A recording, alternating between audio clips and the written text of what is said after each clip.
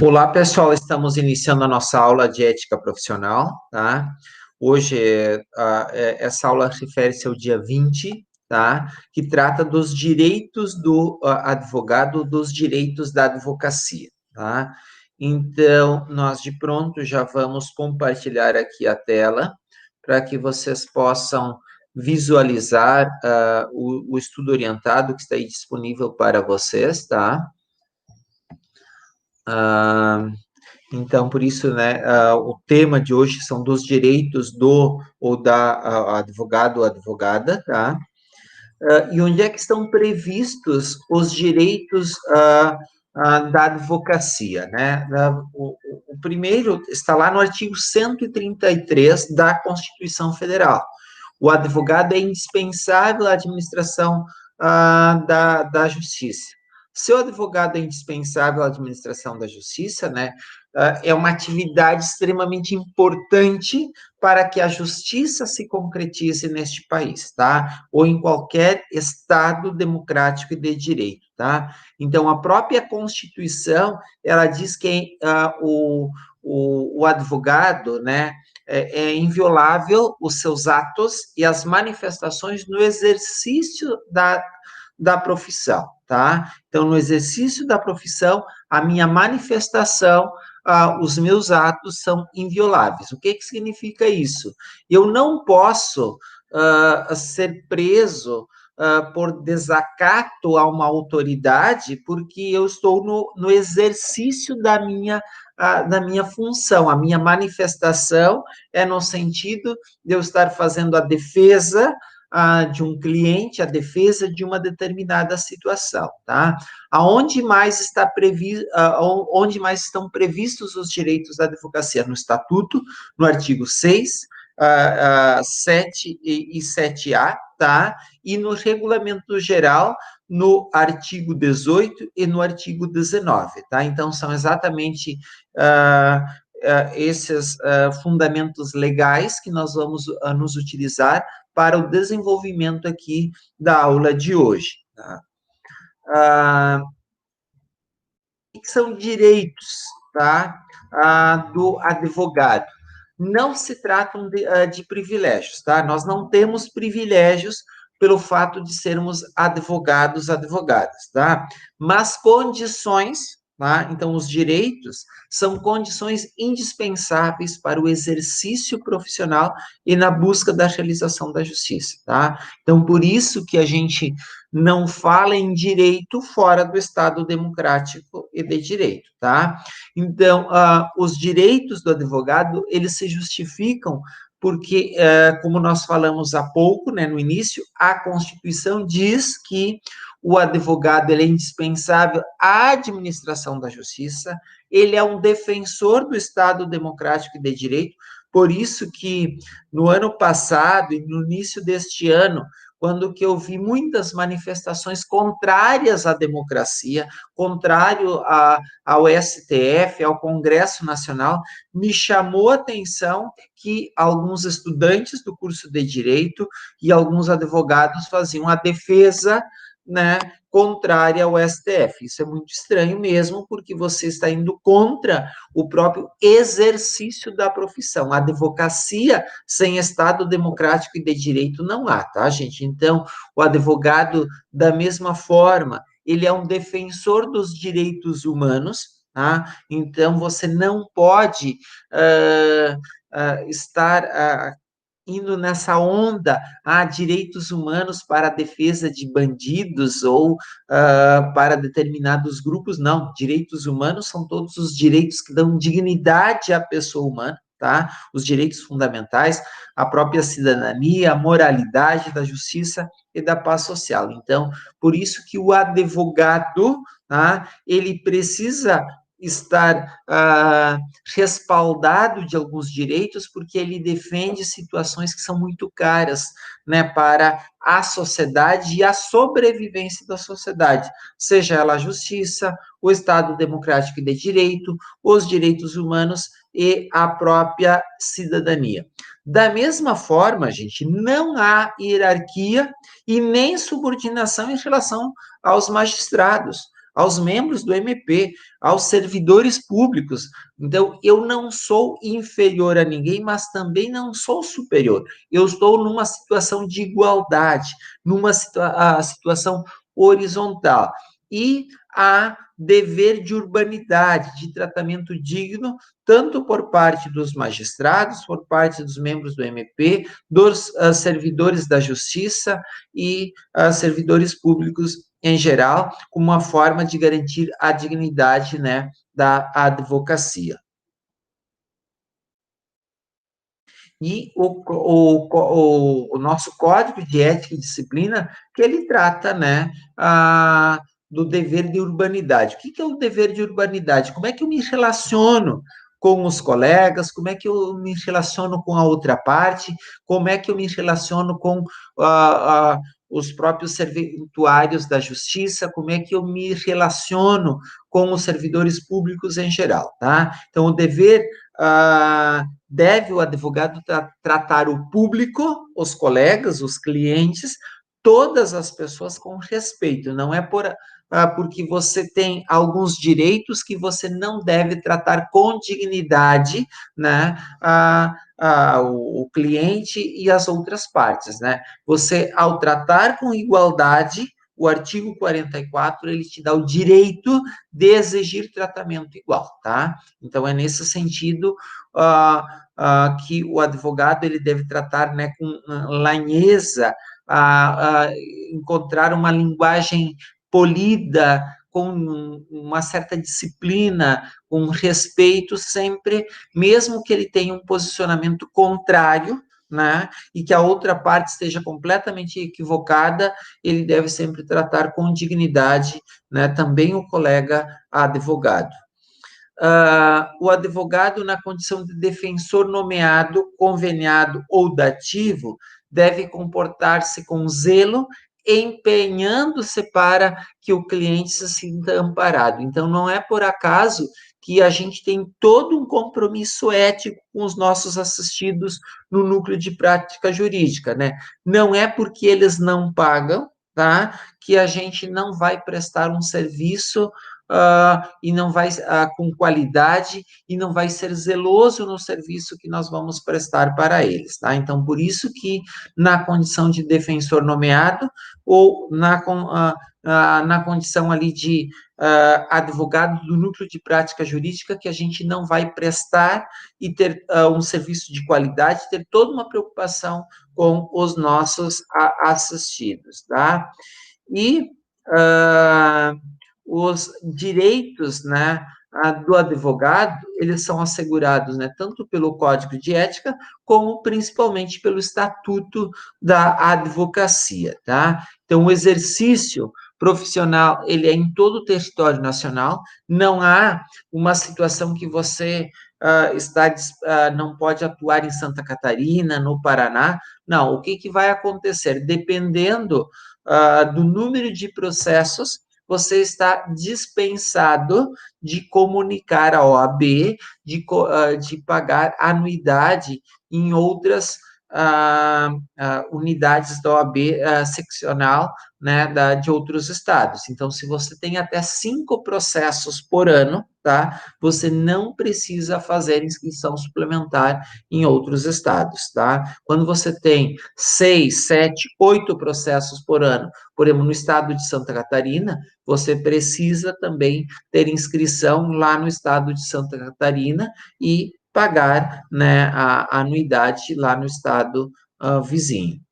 A questão da inviolabilidade, né, do escritório, do local do trabalho e dos instrumentos, da correspondência escrita eletrônica, telefônica, telemática, tá? Quando você está no exercício, no exercício da atividade, no exercício da advocacia, isso não pode ser violado, tá? Em hipótese alguma, tá? Então, quais são as situações, quais são as exceções? Indícios de autoria e materialidade de prática de crime. Então, se você está praticando crime, isso pode ser quebrado, essa inviolabilidade, do contrário, não. Quando houver um mandado de busca e apreensão específico, ele deve ser acompanhado, né, de representante da OAB. Então, o representante da OAB deve se fazer presente nas buscas e apreensões que ocorrerem em escritórios de advocacia, e mais, só devem buscar e olhar os documentos relativos àquele cliente que você está envolvido na prática do crime. Nos demais documentos não podem ser analisados e buscados, né, porque os teus documentos, o teu material, ele é garantido, né, de sigilo, de segredo, né, pela própria Constituição e pelo próprio Estatuto da Advocacia. O advogado, ele tem direito de se comunicar de forma pessoal e reservada com os seus clientes, inclusive com o cliente preso, né? Então, por exemplo, se eu não estiver fazendo uma comunicação reservada, eu não vou, né? Eu vou me retirar daquela situação se eu não posso conversar com o meu cliente de forma reservada, tá? Isso, gente, está, né, garantido também na própria Constituição, tá? Mesmo sem procuração, tá? Mesmo sem procuração, eu tenho direito de conversar de forma reservada, né? Quando preso em flagrante, né, o advogado, por motivo ligado ao exercício da advocacia, ele tem a garantia de ter um representante na OAB, né, principalmente ali na lavratura do auto, né, de prisão, tá? Sob pena de nulidade, deve ser comunicado isso imediatamente para a OAB. O advogado, ele não pode ser recolhido preso antes, né, de sentença transitada em julgado, senão em sala de estado maior, né? Então, o que que é? É em condições condignas, né, com a profissão, tá, gente? A sala não pode estar em volta, né, com grades, com instalações e comodidades que dão dignidade e prestígio à advocacia e ao profissional, tá? Então, por isso, se for preso antes da sentença transitada em julgado, né, preso provisoriamente, você deve estar nessas condições. O advogado, ele tem direito de ingressar livremente, permanecer sentado em pé, retirar-se, independente da licença, ou seja, ele não precisa pedir licença para o juízo para entrar numa sala de audiência, né? Em sessões dos tribunais, salas e dependências de audiência, secretarias, cartórios, ofícios de justiça, serviços notariais e registros. Quer dizer, você tem direito de entrar, ingressar livremente, tá, gente? Em repartição também judicial ou de serviço público, onde deva praticar ato ou colher prova ou informação, né, o advogado, no exercício da profissão, tá, ele tem o direito de adentrar, né, de assembleia ou reunião, ele pode, onde ele deve participar ou comparecer, também ele não precisa de autorização, tá? É um direito também do advogado dirigir-se diretamente aos magistrados nas salas e nos gabinetes de trabalho, tá? Independente de horário previamente marcado ou outra condição. Claro, sempre observando a ordem de chegada. Também é um direito do advogado fazer o uso, tá? O uso da palavra pela ordem em qualquer juízo ou tribunal, tá? Mediante intervenção sumária para esclarecer qualquer situação, dúvida que surgiu de fato, documentos, tá? Que possam influenciar no julgamento, tá? Bem como replicar a acusação ou censura que lhe forem feitas, tá? Reclamar verbalmente ou por escrito perante qualquer juízo, tribunal ou autoridade contra a inobservância de preceito legal, regulamento ou regimento. Falar em pé ou sentado em juízo, tribunal ou órgão de deliberação coletiva da administração pública ou do poder legislativo. Também aqui, ó, algo muito importante, examinar em qualquer órgão dos poderes do judiciário, legislativo ou da administração pública autos de processos findos ou em andamento, mesmo sem procuração, quando não estiverem sujeitos a sigilo ou segredo. Isso é um direito. Então, por isso que é importante você ter o conhecimento do estatuto para poder fazer uso de todos os teus direitos que são colocados, né, aqui no teu exercício profissional. Examinar em qualquer instituição responsável por conduzir investigação, mesmo sem procuração, autos de flagrante e de investigações de qualquer natureza, findos ou andamento, né? Ainda que conclusos a autoridade, podendo copiar peças e tomar apontamentos em meio físico ou digital, tá? Então, por isso que às vezes não querem dar acesso ao processo, você tem direito de examinar. Ter vista dos processos judiciais ou administrativos de qualquer natureza, em cartório ou de repartição competente, ou retirá-los pelos prazos legais, tá? Retirar autos de processos findos, mesmo sem procuração pelo prazo de 10 dias. Então, né, um prazo que ele já está findo, ou seja, baixado, eu tenho direito de retirar, mesmo sem procuração. Ser publicamente desgravado, tá? Aliás, desagravado. Em que situações que isso acontece? Quando você é ofendido no exercício da profissão, tá? E é um direito que você tem de usar os símbolos privativos da profissão de advogado, né? Então, se nós somos advogados inscritos, nós temos o direito de usar os símbolos que são privativos, né, da profissão. A gente também tem o direito de recusar-se a depor como testemunha, tá? Lembrem que em muitas situações você só toma conhecimento em função do sigilo profissional, da questão da profissão, então, quando você tem conhecimento de alguma situação que é em função da profissão, você tem o direito de se resguardar, de não depor como testemunha. Você também pode retirar-se do recinto onde se encontre aguardando pregão por ato judicial após 30 minutos do horário designado e ao qual ainda não tenha comparecido a autoridade. Por exemplo, eu fui num determinado local e tinha uma audiência e o juízo não compareceu depois de 30 minutos, sem ter comprovado, sem estar no local. Uma coisa é a audiência estar acontecendo atrasado. Uma outra situação é que o juiz não chegou para a audiência após 30 minutos, tá? A gente apenas faz o protocolo lá e o juízo tem que marcar para um outro horário se ele não estiver no local, tá?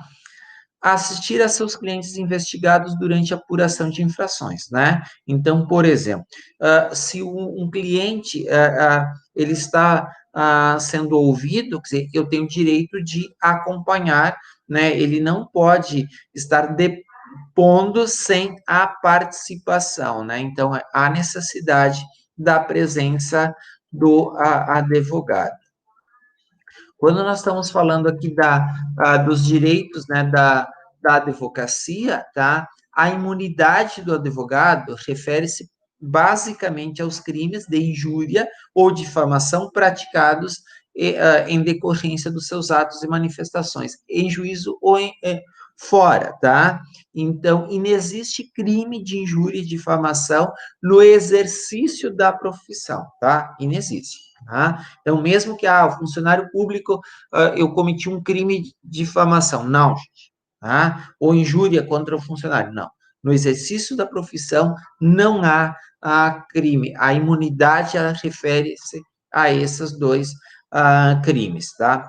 O fornecimento incompleto de autos, ou fornecimento de autos em que houve a retirada de peças já incluídas no caderno investigativo, implicará responsabilização crime funcional por abuso de autoridade. Por exemplo, a autoridade, ao me fornecer um processo, ela tem que me fornecer completo. Se esses documentos já fazem parte do processo, não pode ser retirado pela a autoridade, ou no caso, funcionário público ou serventuário da justiça. São direitos da advogada, que é bem importante, né, que o Código de Ética, né, gente, ele trata, assim, de direitos da advogada gestante, principalmente, na entrada de tribunais sem ser submetida a detectores de metais e aparelhos de raio-x, isso é muito importante, né, para preservar a saúde, principalmente, né, da criança, a reserva de vaga em garagens dos fóruns dos tribunais para advogadas gestantes, a lactante, o adotante que der à luz o acesso à creche, onde houver o local adequado para atendimento das necessidades do bebê, tá? Então, é comum, às vezes, a advogada estar com um bebê que é né, lactante, tá?